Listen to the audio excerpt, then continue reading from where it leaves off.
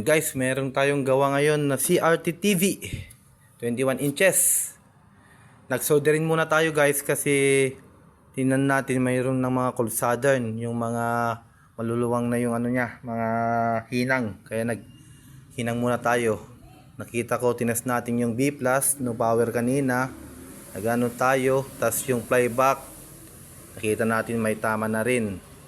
Yung mismong playback kumikislap na, kaya papalitan natin guys, tapos tetestingin natin mamaya kung okay na lahat.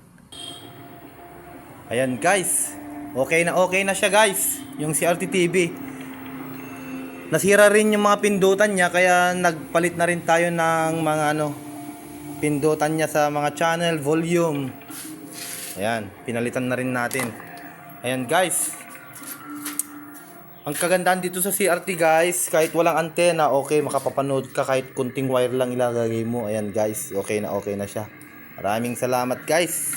Ayan, okay na siya guys. Ayan, napakaganda, napakalinaw kahit walang antena. Kunting wire lang yung nilagay natin sa likod niya guys. Ayan, kunting wire lang, oh. Meron na siyang nakukuha. Makakapanood ka na lang ng kahit ano. Dami ding makukuha ang channel. Ito pala yung pinalitan natin guys. Itong 39 nating nag-electric tape kanina kasi may leak, pero sisealed na lang sana natin, pero talagang wala na.